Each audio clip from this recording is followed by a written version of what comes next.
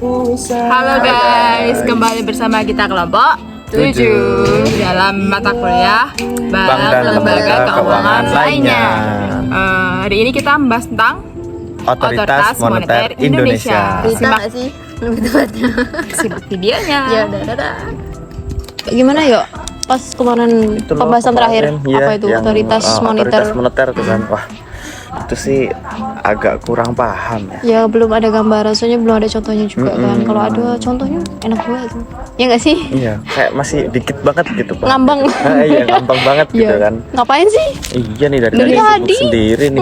Lagi baca berita nih di websitenya indonesia.go.id 2022 itu tentang suku bunga acuan naik untuk menjaga pemulihan. Pernah baca nggak kalian? Pernah dong. Aku kemarin mau baca ini. Bentar, aku cari dulu deh. Iya, coba kamu cari tuh di website Indonesia. Nah, di sini tuh kalian tahu nggak sih kalau pada Agustus 2022 Bank Indonesia itu akhirnya memilih menaikkan suku bunga acuan BI 7-day reverse repo rate sebesar 25 BPS menjadi 3,75%.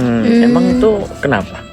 Oh gitu, aku udah baca tuh. Jadi kebijakan ini merupakan respon dini dari otoritas moneter dalam rangka mengantisipasi lonjakan indeks harga konsumen atau IHK yang didorong oleh naiknya inflasi pangan dan energi.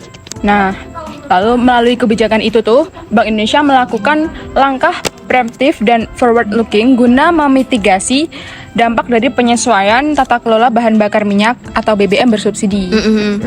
Oh, berita yang ini ya. Nah, udah nemu tuh. Bila mengacu laporan dari Badan Pusat Statistik, belum lama ini emang pendorong laju inflasi pada Juli lalu yang mencapai 4,94% itu adalah kenaikan harga pangan dan energi. Iya emang. Nah, terus berpijak dari parameter itulah Bank Indonesia itu menilai perlu mengambil kebijakan untuk menaikkan BI rate. Nah, berkaitan dengan kebijakan tersebut, Gubernur BI rate Peri Warjio mengatakan bahwa otoritas moneter mengambil keputusan itu dengan tujuan memperkuat kebijakan stabilitas moneter. Oh gitu. Jadi resiko kenaikan dari inflasi administered price itu kian terbuka seiring dengan rencana pemerintah untuk mengutak-atik tata kelola BBM bersubsidi itu. Gitu ya. Bentar deh. Sebelum beranjak lebih lanjut lagi nih, kalian pernah dengar nggak sih apa itu BI rate? Ya, BI rate itu kebijakan moneternya Bank Indonesia kan? iya, Bank Iya Indonesia. sih, tapi kalau lebih spesifiknya nih ya, BI rate itu merupakan instrumen kebijakan moneter Bank Indonesia yang bertujuan untuk menjaga kestabilan harga barang. Faktor yang mendorong munculnya kebijakan BI rate ini yaitu itu tadi inflasi. Kalau melalui kebijakan itu, lembaga moneter itu ingin menghimpun dana masyarakat dan memperkuat likuiditas dolar Amerika karena banyak pemilik dolar Amerika konversi ke rupiah dengan bunga yang lebih tinggi hingga di akhir akan menguatkan kembali nilai tukar rupiah. Maka stabilitas nilai rupiah ini akan tetap terjaga. Ya benar tuh yang dibilang. Cuma aku kan juga baca di data Bank Indonesia ya. Jadi nilai tukar pada 2000 maksudnya nilai tukar ya pada tanggal 22 Agustus 2022 menguat secara rata sebesar 0,94%. Nah, jadi meskipun terdepresiasi 0,34%, point to point nih PTP dibandingkan dengan akhir Juli kalau nggak salah 2022 kayak gitu. Oh, nah, gini, apakah dengan jurus menaikkan BI rate seketika itu dapat menjadi obat mujarab ke depan bagi ekonomi Indonesia? Tentunya sih ya sebagaimana halnya obat lah ya. Pasti kan nggak langsung ngefek gitu kan. Ada prosesnya, ada waktunya gitu. Tapi ekonomi Indonesia yang panas itu akan bisa diredam.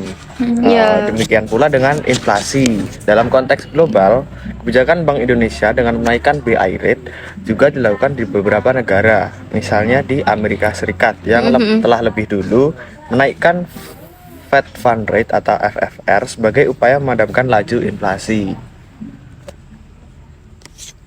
Lanjut. Jadi denger nih tahun sekarang ya. Jadi perkembangan pada Desember 2022 nih menunjukkan inflasi indeks harga konsumen atau IHK terkendali. Jadi berdasarkan data Badan Pusat Statistik, itu inflasi IHK pada Desember 2022 tercatat menjadi 0,66% MTM. Jadi sehingga inflasi IHK 2022 menjadi 5,51% ya, years on years ngono. Jadi meningkat dibandingkan dengan inflasi IHK 2021 maksudnya sebesar 1,87% years on years seperti itu. Dan lebih tinggi dari sasaran 3,0 ditambah 1%. Jadi terutama dipengaruhi oleh dampak penyesuaian harga bahan bakar minyak BBM yang bersubsidi pada September 2022 seperti itu. Gitu. Jadi meskipun di tahun 2022 tingkat inflasi ini lebih tinggi dari 2021, tapi pada akhirnya nilai IHK dan BBM itu tetap terkendali lah ya. Iya benar banget. Kalau saya kalau Berhasil ya kayak. iya berhasil banget ya. Saya juga setuju nih lah, dari kebijakan moneter ya, menaikkan suku bunga acuan itu kan, jadi untuk pemulihan kan berdampak Sekarang udah banget, stabil seperti itu. Jadi kita malah bahas apa? Malah bahas berita. Padahal kita lagi, tapi kan menyangkut juga kan otoritas moneter Indonesia.